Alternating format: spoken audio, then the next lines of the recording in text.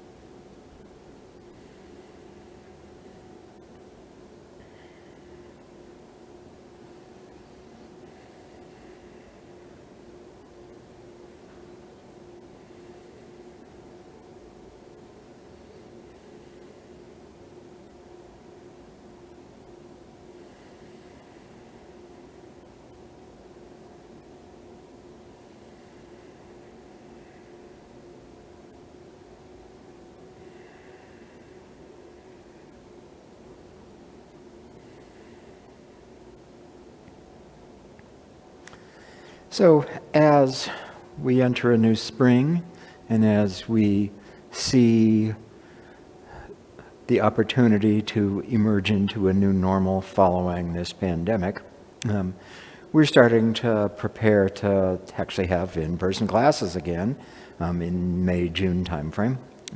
We sent a mailing out about that over the weekend. If you didn't get that mailing, you can get all of the information off of the website. So just go to RockyMountainTaichi.com and you'll be able to find all the info. But also, if you want to get mailings and you didn't get that one, go to the Contact Us page on the website and put in your info, and then we'll make sure that you get, all the anything we share that way.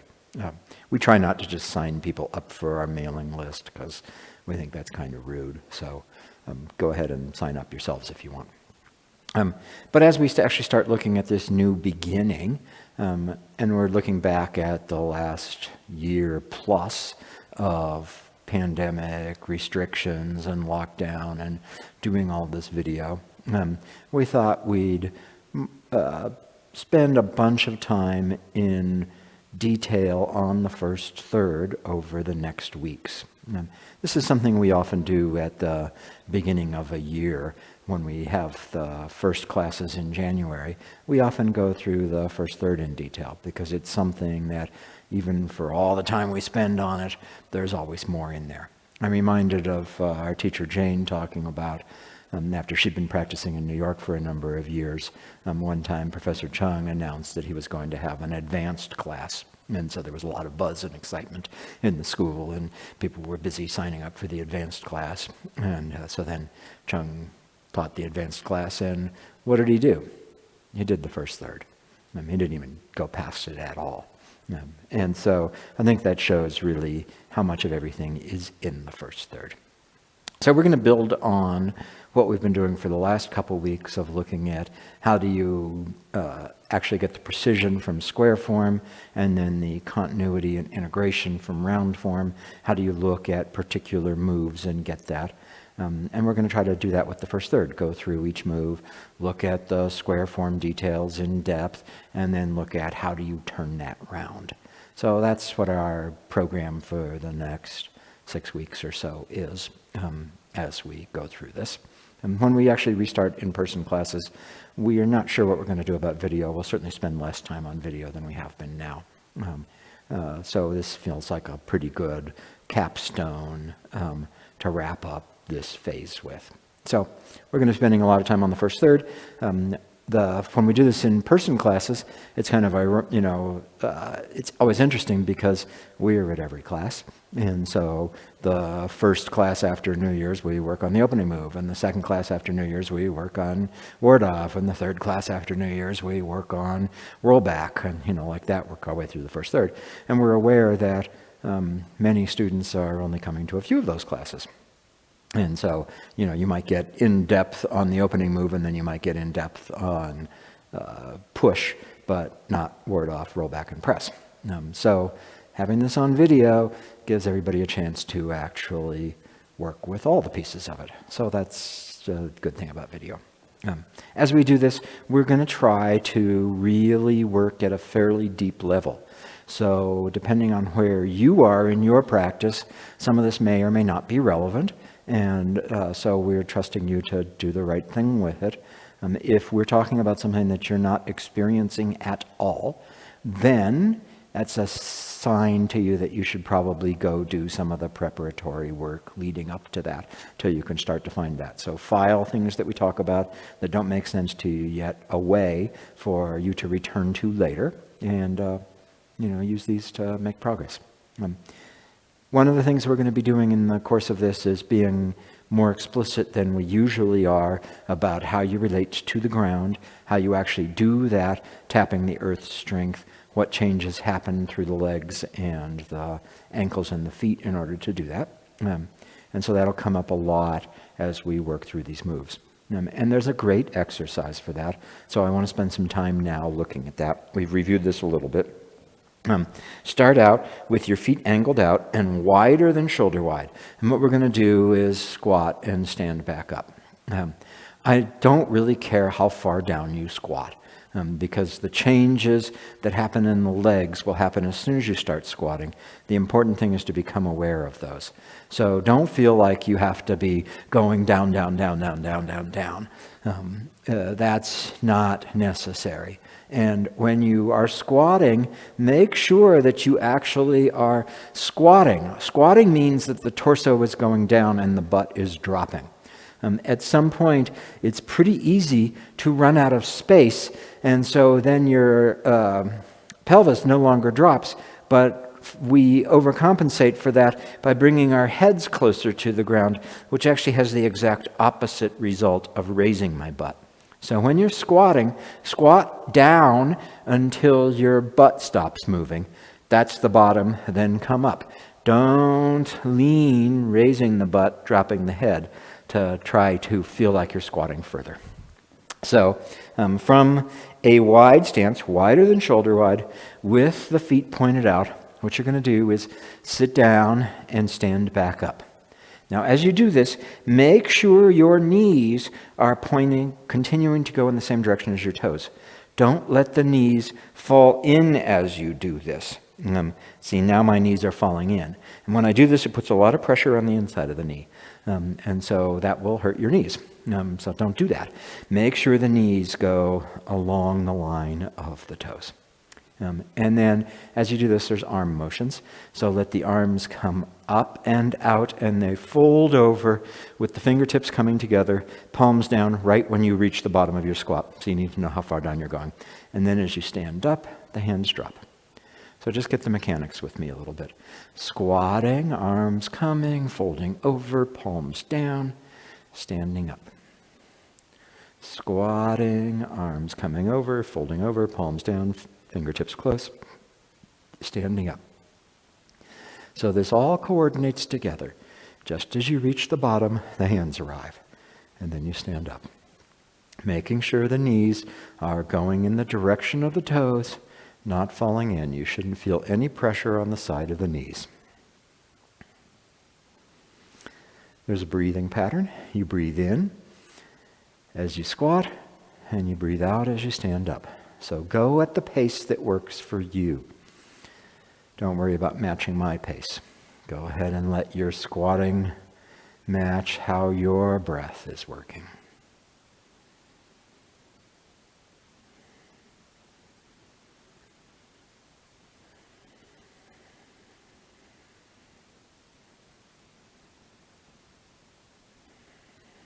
Once more.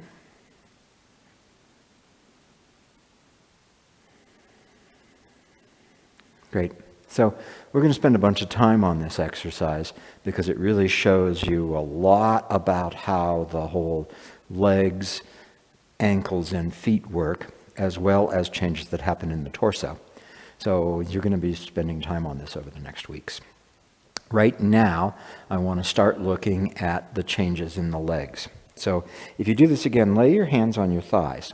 And as you sit down, you should feel that the thighs are rotating out. The reason I lay the hands on the thighs is so that you can feel that. And then when you stand up, they rotate back in.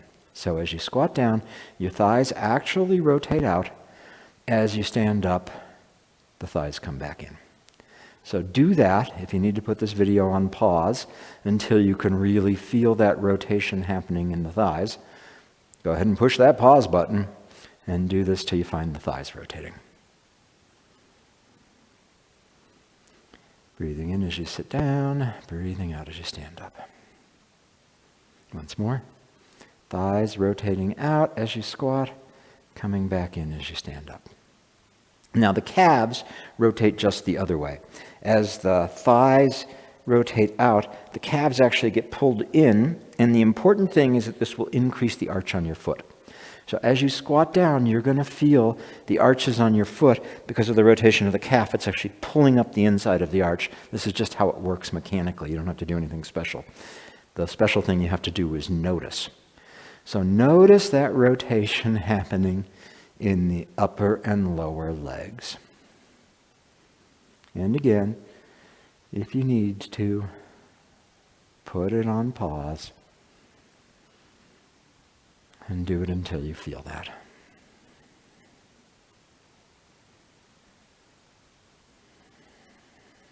Once more.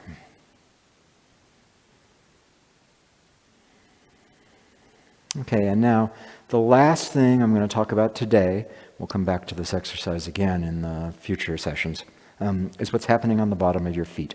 So as you do this, it's like you're standing on two rolling pins, like for rolling out pastry dough. And as you squat down, the two rolling pins rotate towards each other. And as you stand up, the two rolling pins rotate away from each other. One rolling pin is underneath your heel. The other rolling pin is across the ball of the foot. And so this is part of what makes the arch increase. If where my thumb and my other fingers are is the arch, as the two rolling pins rotate towards each other, that moves the arch up. And as they rotate away from each other, it moves the arch down. So, this is a small motion, but you're going to feel it in your feet. You're going to feel that feeling of rotating towards each other, increasing the arch, rotating away from each other, decreasing the arch. So, doing this again. from your wider than shoulder wide, toes pointed out to the corners, knees are going to track the toes. Squat, thighs rotate out, arch increases, rolling pins roll towards each other. Standing up, thighs rotate in, arch decreases, rolling pins roll away from each other. Really get it until you can find that feeling in the feet.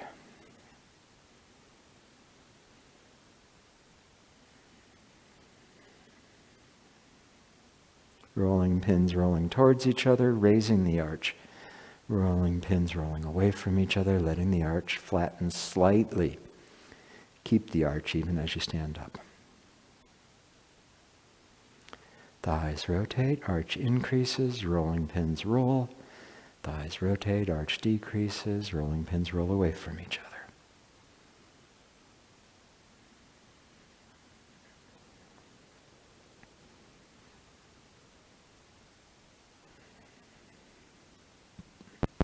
Once more.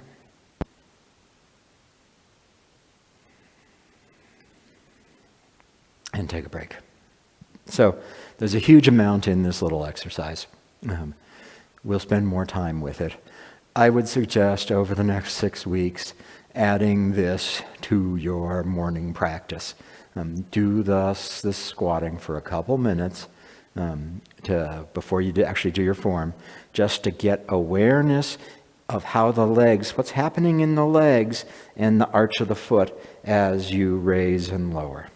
Because this will become really important as we look at how to shift meaningfully with changes relative to the ground.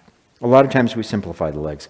We think the knee is just a hinge, which is pretty darn close to a hinge, but as it turns out, the two pieces of the knee are like they're on a cone, so that the upper leg and the lower leg actually rotate a little differentially relative to each other. That's what you're finding as you feel the upper leg rotate out and the lower leg rotate in. And that works down through to the feet. So the arch is not just sitting there, it's actually increasing and decreasing and increasing and decreasing as we put weight and go down towards the ground and as we allow the ground to come back up to us. So spend some time on this. And then what we're going to do today is the opening move. So let's spend some time on it. Beth and I are going to trade off with this. We're going to look both at square form details and then look at how do you make that round, which is a little puzzling for the opening move because there's so little happening externally. So let's get started. I'm going to do perhaps the most overlooked move in the form.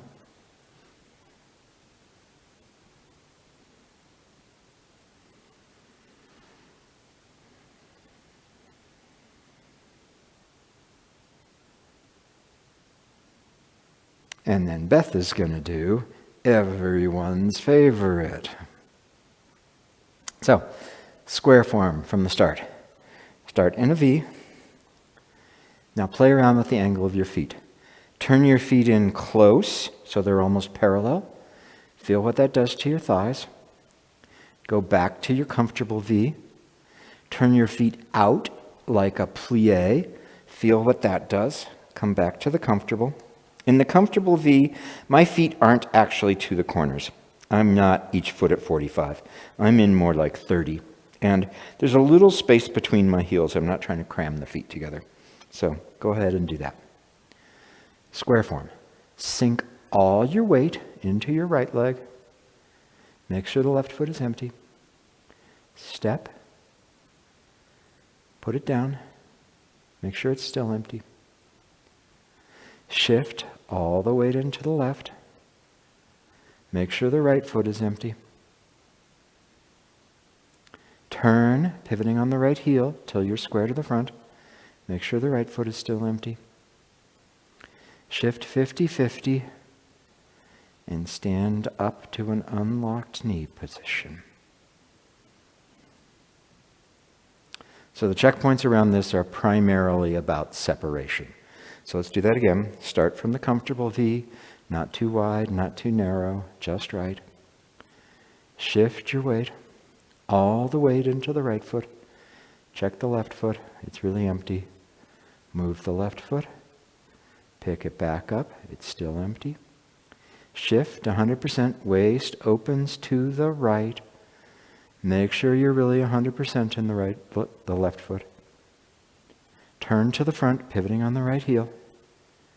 Make sure you're still 100%. Pick up the right foot. 50-50, and stand up. Now I think it's actually really hard to get the feet exactly parallel and toes in a line, especially if you're checking the weight like that. So look at your feet. I had to adjust mine. Make sure they're now parallel, both pointed forward, toes in a line, comfortable distance, shoulder wider, very slightly wider between them. Again.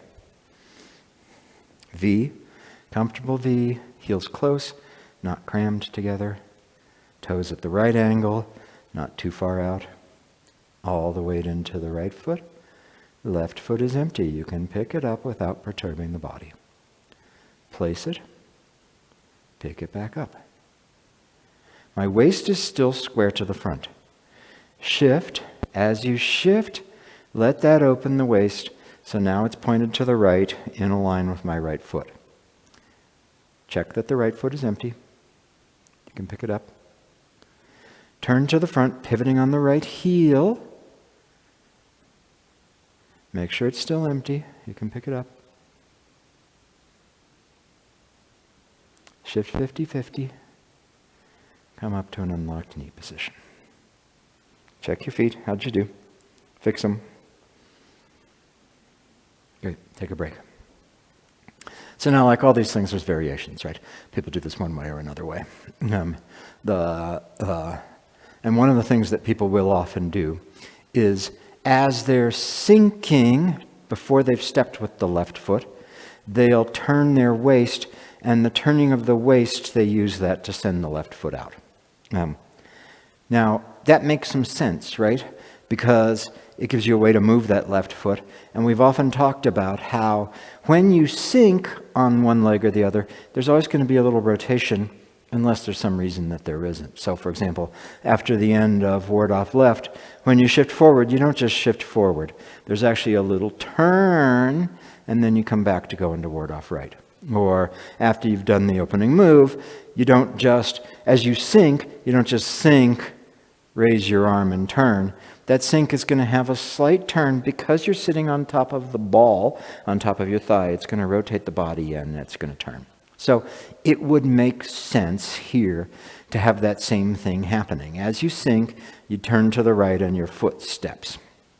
Now, when we say when you sink, you'll always turn unless something else is going on that keeps you from turning. Something else is going on here that keeps you from turning.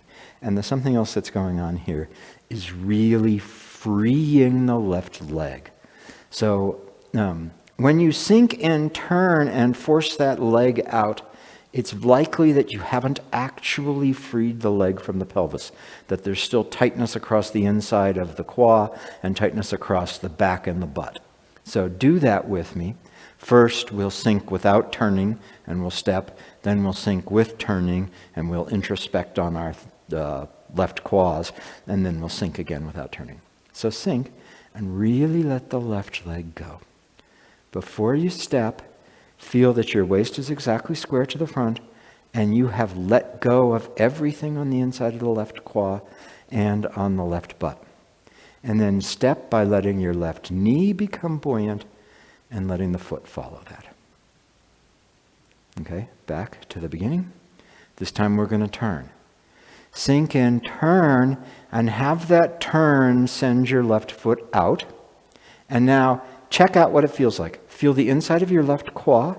Feel your left butt cheek and going down the outside of your left thigh. And see if it's as released and let go as it was the first time. And you can do what Beth did, which is try to pick that foot up. I can't because I'm not actually separated. Back to the first way. Sink, sink, sink, sink, sink, sink. Really let go of the left leg. Really letting it go. And now drop a little bit more. Let that buoy the left knee and let the left foot follow as it steps. And check out the inside of your left quad and your left butt cheek. and take a break. So, I believe that you will find that the left leg is a lot more relaxed and you're a lot better separated, keeping yourself straight. So, if you're not finding that, then either you're a remarkable person who is able to be totally separated as you turn. There are such people. Or more likely, you're not feeling it yet and you need to spend more time really finding that tension. Once you've got it, once you can actually release that, sure, it doesn't matter where your waist is. I can be released here, I can be released here, I can be released here. It's all the same. But on the way, I think it will really help to keep the waist straight. So, doing this again. Sink, let go of the left leg entirely. Let the knee buoy and step the foot. Now, as you shift, let the body naturally open to the right. And then actively turn back to the front, pivoting the right foot on the heel. Shift 50-50 and stand up. Take a break. So there are two kinds of turns in Taiji. There are turns that we actively do, where we turn the waist and then all the changes in the body happen around that. And there are turns that are the result of something else we're doing, where the waist turns in order to maintain bodily integrity. But the turning of the waist is a result of your shifting or some other change you're making. And so this little bit here illustrates both of those. That's another reason I don't like this, because it turns them both active. But when we do it the way that I'm suggesting you do it, you sit down, the knee buoys and the foot steps. As you turn, the waist will turn as a result. As you shift, the waist will return as a result of your shifting. And so you'll end up with your waist pointed exactly in the same direction as your right foot. And then you actively turn back to the front. So you get both kinds of turn. So do this with me again. Sink, staying straight ahead. Buoy the right knee, let the foot step. Shift, and let the shifting just result in your waist turning to the right. And now actively turn to the front. The waist turn drives the rest of it. Shift and stand up. Do that again. And notice the difference between allowing the waist to maintain the integrity of the body and end up pointing to the right foot, and then the active turn back to the front as you pivot on the heel of the right foot. Go ahead. Sink and step. Shift, allowing the turn to happen. Turn to the front. Active turn, 50-50. Okay, now we're going to do two active turns, because I think you can really feel the difference between that here. So sink, keep the waist square. Buoy the knee, step. As you shift, actively turn to the right. Actively turn to the front. 50-50, stand up. We'll do the active again. And it's very likely that what you'll notice is that when you actively turn, you actually turn further than your foot was. I'm, at 60 degrees or so to the front, and my foot's at 30 degrees to the front when I actively turned, versus allowing the turn to happen, where as I do this, I just end up exactly in line with my foot. So do the active again. Sink. As you shift, allow the waist to turn. And now actively turn back to the front, bringing your right foot with you. Oh, I guess that was a passive. Let's do the active again and force it. Sorry. Sink. Step. Okay, active. Actively turn. And before you turn back to the front, check out where your waist is pointing. Check out where your foot is pointing. See if you got them lined up. I didn't.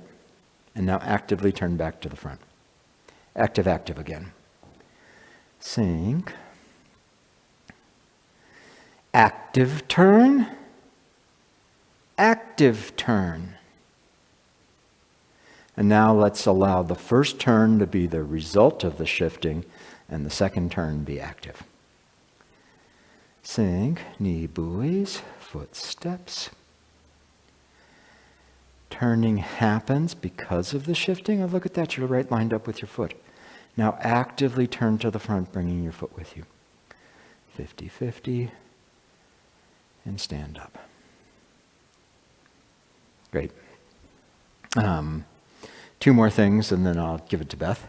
And one of them is, how do you use the ground? Right. So one of the things as you actually round the square and let the movement actually move through you is that you're always going to be working with the ground. That's why we're doing this arches thing. So you're always going to be feeling as something sinks through you towards the ground. You'll connect with the ground, and then you'll allow a rebound to come back. And so one of the things we're going to be looking at is that, what's my relationship to the ground? This is root, your changing relationship to the ground. And because we're on a planet and it's a sphere, and here we are, there's really only two ways you can meaningfully move with respect to the ground. You can either move towards the center of the earth, or you can allow the earth to push back and lift you off away from the center of the earth. And the other thing you can do is you can skate horizontally. I can just skate along the surface.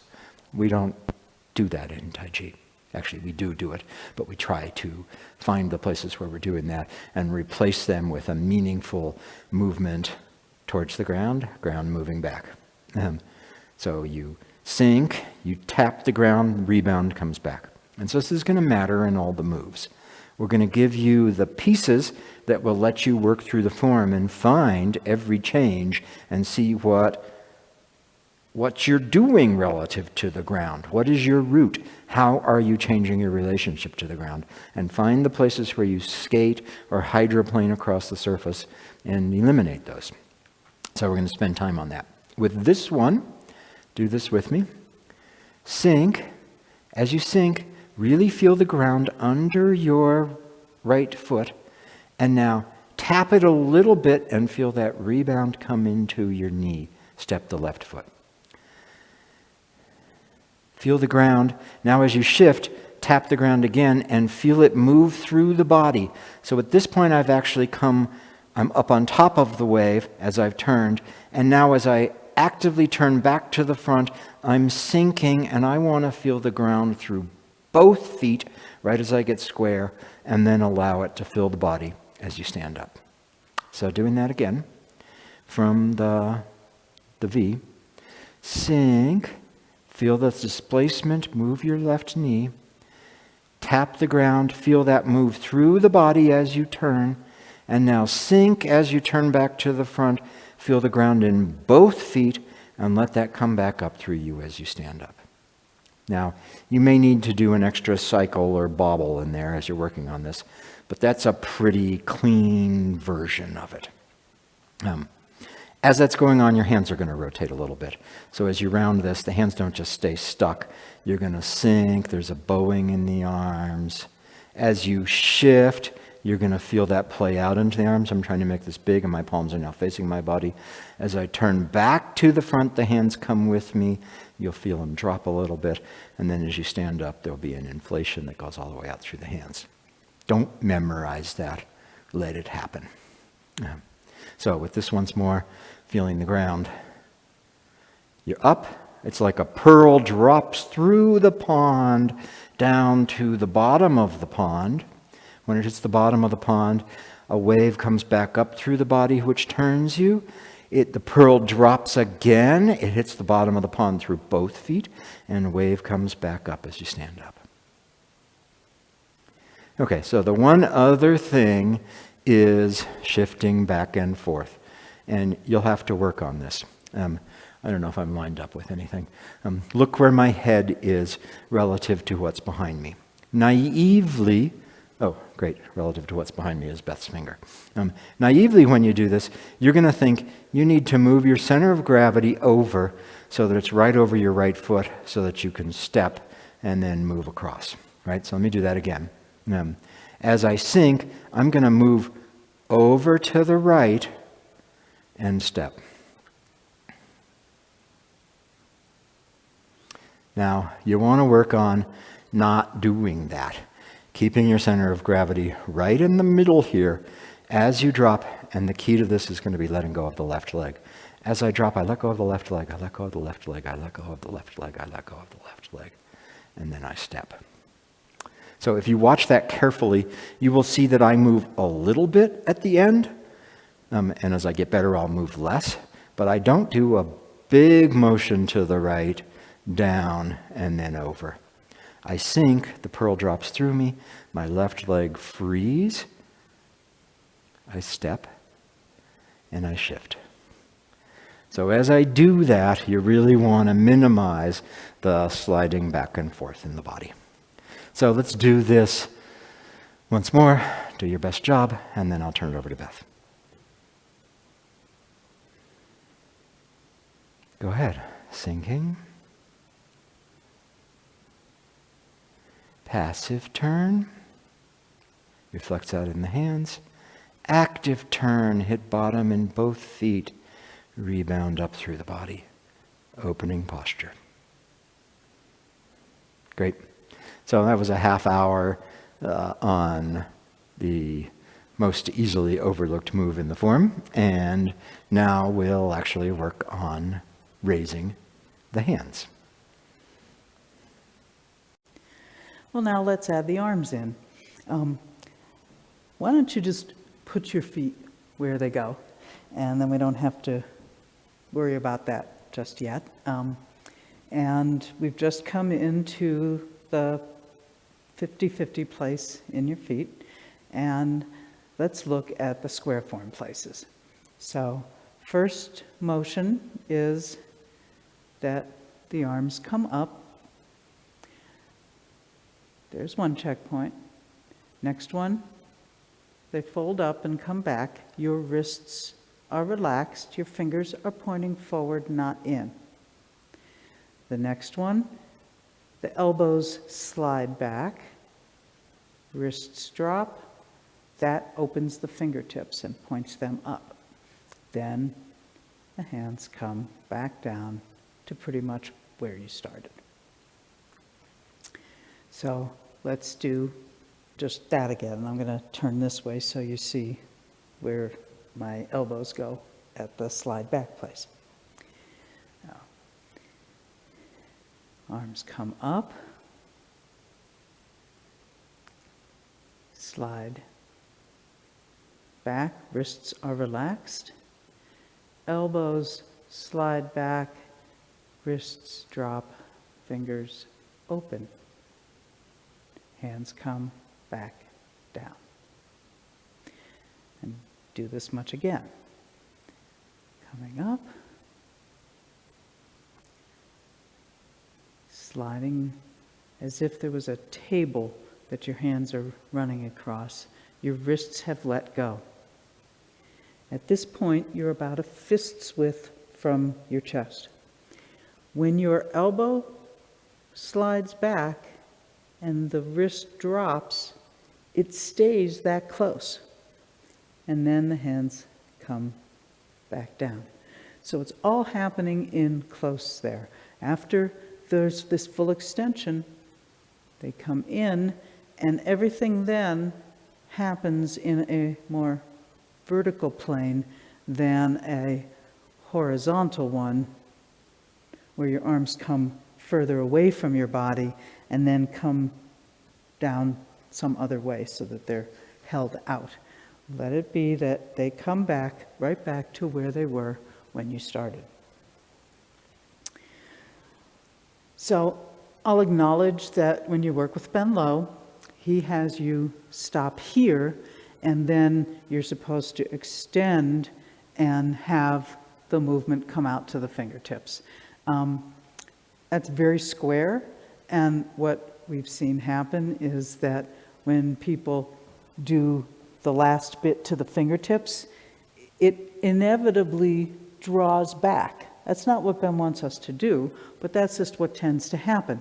So from here, if you make this be a checkpoint, you have to be super careful that the extension goes out your fingers.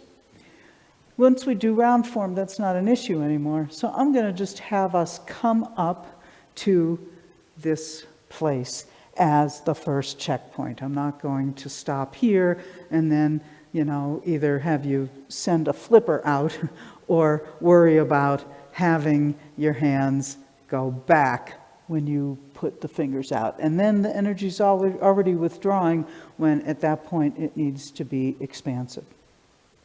So let's do those checkpoints again. And arms come up, wrists relax. And then all the way out to the fingertips. At this point here, stand here a moment, and you don't want the elbows perfectly straight. That kind of sets you into a zombie apocalypse feeling. But there isn't a lot of bend in the elbows. The elbows should be pretty much, the energy wants to extend all the way out. It doesn't want to pool up in your elbows at all. So you come out to here, and at this point, you want to be two fists. At this point, there should be two fists space between your two hands. Thanks. That space doesn't change. I'm not going to then bring my arms back like this, where now I've got room for a half dozen. It's got to, the same way that once you come to this place, you really want to keep it in that close place. Same thing here. Once your hands come up and you've got your two fists with space, and notice that your thumb is up in that plane, so it's not like this and saying, well, two fists, I have to be in here. It's your hand comes up nice and open, and that gives you that spacing. It's not like this where then you start mashing it together. Let it be thumb to thumb. Once you have that spacing, you want to maintain it so that when your hands come back, they just come straight back. And when they drop, they're still right there and come back down, all in the same dimension, pretty much. So let's do it again. We're still doing square form, but we want to get those places really clear in our bodies. So your hands come up, stand here a moment. Your shoulders are relaxed. Just because your arms come up doesn't mean that the shoulders have to come up too. You've got a good space. Your imaginary two fists are there. Imagine Lee crawling underneath you and putting his fists in there. And then keeping that same space, your fingers are still pointing forward, but the wrists relax so that your hands droop. This is what Jane used to call the begging dog posture. And she would make us do this and see that we were really relaxed. And you can play along with me and see that your wrists are relaxed. And notice that if you put tension in your wrists, go ahead and put tension in your wrists and bobble, and they don't have that little begging dog bounce. So that's obviously not the way you do the form, although Jane told us a story about being in a class where a professor would stand up there and go like this to make sure people, relaxed. And then somebody in the class got this idea that that's how the form went. And so then they would do this and then continue. So obviously it doesn't do that, but you can always check and see if you've really let your wrists go. Make sure the fingers are pointing out. It's really tempting because it's more relaxed to do this. This is a little bit of a tight, close shape. You don't get room by doing this, and then it feels more open. You need to find the room to be open within the construction of this shape that you're maintaining the two fist width here. So make sure this is happening. Even if it's a little uncomfortable, don't do this because it makes it feel more relaxed. Find a way to relax here. That's one of the challenges of this move. Then you're going to keep this same distance. Let the elbow drop, and that's what brings the fingers up. Notice where my elbow slid back to. This is as far past your center line as your elbow will ever go in the form. Sword, anything. Push hands, all of it. This is an indicator in Taiji. You don't want your elbow to go past there, and it only does it in this move. So that's as far back as your elbows ever come to your sideline. So you come to here, and then Ben used to do this with us, because when you bring your arms up, it's a little bit like you're on top of a counter or table or something. And as you come back, the wrists will relax, but you're still coming back at that same height. At this point, the way that your hand changes its shape is that the elbow slides back, the wrist drops down, the palm opens up, and that brings the fingers up. It is not that you lift your fingers, or even that as you're dropping, you lift your fingers. You really, truly want, and you can go ahead and do this with me, get yourself back to here, stick one hand underneath it to be your table, and drip off the top, and see how the last thing that changes is your fingertips going up. That's actually harder to do than it might seem. There's a real tendency here to want to do a little bit of this. So notice that tendency. There's nothing wrong with having that tendency, but notice it and then try to overcome it and let the fingers point up only because of the dropping. That's what leads the energy up into the fingertips. Once you do this, you're activating your fingers, and that's a different feeling. You should be able to feel the difference. So let's do it again, and then we can look at how to round this off. So Ben would even count out the changes in the wrist to us. So you can do that too. You start out, there's no bend in the wrist. This is, of course, the move where your wrists bend a lot, opening everything up. So number 1, 2, 3, 4, 5. Do it again. There's 1. They open up. There's 2, 3, 4, and 5. So how do we make this very confined motion turn round? We're not changing our weight. We're not going anywhere. We're not turning the waist. You're really just standing here. I think this is one of the reasons why Ben would tell us, if you practice for 10 years, this is the hardest move. So here's some things to round this out for you. As we were looking at it, let's take it from the top here with your feet in a V. And you know, was working us through all this. You know, drop down, earth energy comes back up through you, you sink it back down to turn, and then you let it back up through your body. So we're starting from here on an expansive feeling. And so that tells us that the first thing we have to do is have a gathering, a release.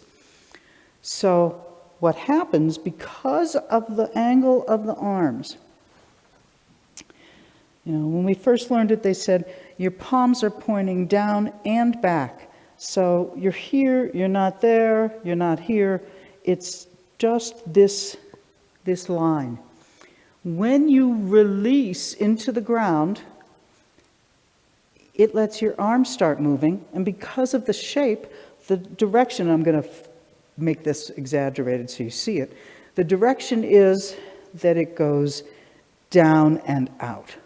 It follows the trajectory that your fingers are on, and you release, and that sends your hands out. But of course, if you just release and send your hands out, now what's going to pick up your arms? Well, pick up your arms. Go ahead, pick your arms up, and notice where you feel it happening, it's probably on the top of your arms. So as you release and then lift, it's got this prying up feeling. So we don't want that. There's another way, which is a feeling of something expanding from below to raise your arms. The way you get that is that when you release, it starts moving. Before it's over, you let it come back up. And then the feeling comes underneath your arms. So do this a few times, and like Lee is fond of saying, if you don't get this, well, put on pause and just keep doing it and see if you can get this feeling. So you're in the canonical shape that we've just come to at the end of the footwork. Release, feel down to the ground, let that change your arms, and then let the earth come back up, and feel how that's coming up from below, and let it play all the way out to your fingertips. So just let it go and do this one again. This is where Maggie would say, long curve out to your fingertips. So you release and then let there be a long curve from the bottom of your feet rising up through your body, through your arms, all the way out to your fingertips. Long curve out to the fingertips. Let them down. We'll just do this much again, and then we can flow through it. So you've just come to the final posture. Note where your arms are. They're not just hanging dead. The elbows are weighted. The fingers are pointing down. The palms are pointing a little bit to the back and a little to the ground. Release, and comes back up, long curve out to the fingertips. Now, sliding across that table, fingers continue pointing straight ahead, hands come back with the same distance between the two hands, and you've got your begging dog posture. Elbows drop, wrists drop, fingers point up, and then the hands come back down. So notice that when you do the long curve out to your fingertips, there's actually a playing out through your arms. So if you do the just lifting thing where it comes up from on top, go ahead and lift, and notice how the whole arm ends up moving all at once. Right? You're here and you say, oh, okay, lift the arms. The whole thing comes up at once. If you do the long curve, it's going to play out through your arm, and each segment of the arm will change at a slightly different rate, and that's the long curve making its way out to your fingertips. So it would be more like you release, and then the upper arm is making more of the change. It goes through the elbows, now the lower arm, and then it works out to the fingertips. So I like to sometimes imagine that when we do Taiji, the place where the energy is playing out, it's like we have LED lights all lining our arms, little Christmas lights, and they light up as things are changing. So if I were to do the lifting from above, bing, the whole arm lights up at once. It's just one set of lit bulbs. If I do it the way that lets it play out through the body, I release, and the lights go one after the other. First, the upper arm lights up, then the lower arm lights up, then the lights make it out to the fingertips. So it's not all happening at once. So let's just do this a couple times. Standing in the place that your hands have come to after the footwork. Release and let that come back up through you. The arms are moving differentially until it comes out to the fingertips. And then let the arms come back in. It kind of folds up fingers pointing straight ahead, keeping the same distance between the fists, the wrists, and then let it down. Careful to not raise your fingers, but to have them be an effect of what's happening. And then at the end, we're going to have the LED lights move differentially again. So it's playing out through you and comes back down. It doesn't just push down. If you just push down, your hands are going to end up out ahead of you. Comes up, comes back, fingers awake, and let it unfold right there in that same space beside you.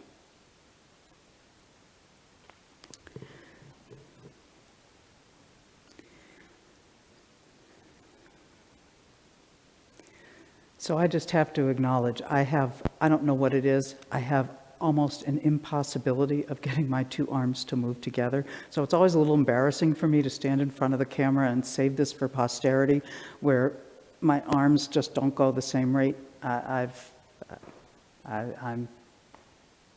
just happens. I just want to acknowledge it. You do want the two arms to come up as much as possible at the same height, and I don't know what's wrong, but that's an error on my part, not what I'm telling you to do. So let's do, we often like to do this little 3-3s action to get some more time with the opening move, because you do the opening move, boom, it's over, and you might not have even awakened yet. You might not even be in the space where your body's ready to do Taiji, and already the opening move is over. But Ben would tell us it's all in the opening move. He even told us a story about when he was in the hospital and they were trying to get him to get up and walk around, and he was, 70 years old, and he's like, let me just sit at the edge of the bed for a minute first. And that he would just sit at the edge of the bed doing this. And then after he'd done that a few times, okay, now you can take me for a little walk around the halls. And the point is, there's really something here. It's not just, well, you do this and then you're doing Taiji. It's all here. It's just so small that we need all the other moves to understand how it's all here in the opening move. So by doing it in 3-3s, we get a chance to explore it a little more deeply. It doesn't just run by before we've even noticed. So what we do is start with the feet in a V, get the feet to the opening posture, do the arms 3 times, close, and then do the whole thing again. So that's 1-3, and we do it 3 times. There's your 3-3s. So, starting with a good angle in your feet, and you know what to do. We just spent a half hour on how the energy works dropping down into the ground. So release, shift, turn back to the front, and release. Arms play out.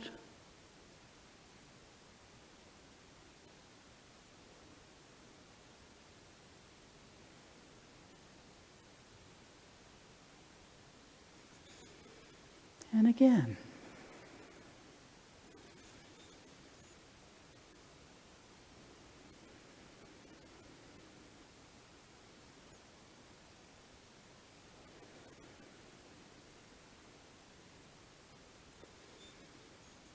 And a third one.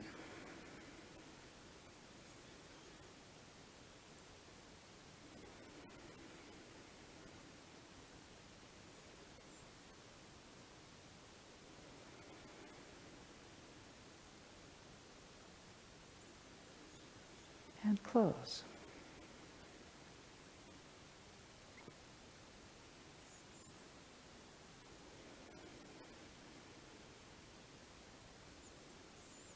And again.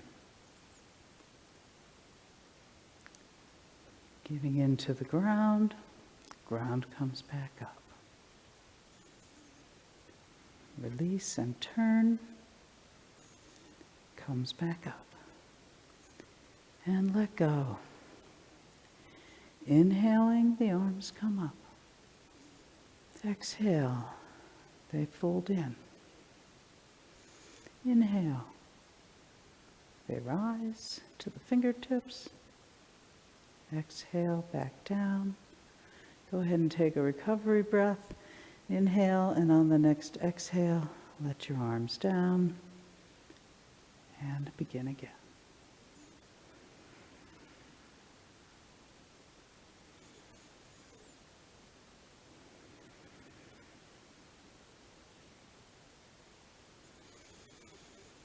And once more.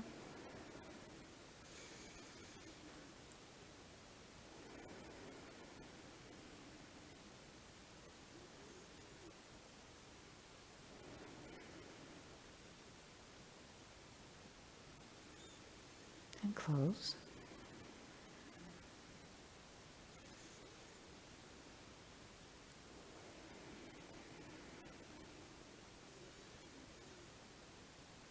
And last one.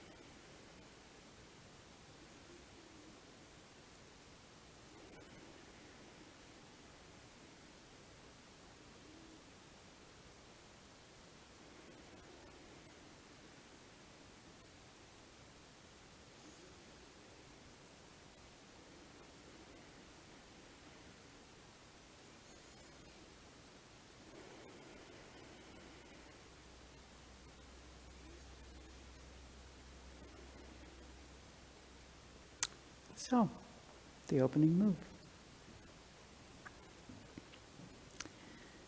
And just let your breath follow that motion, feel it going through your whole body, and enjoy it.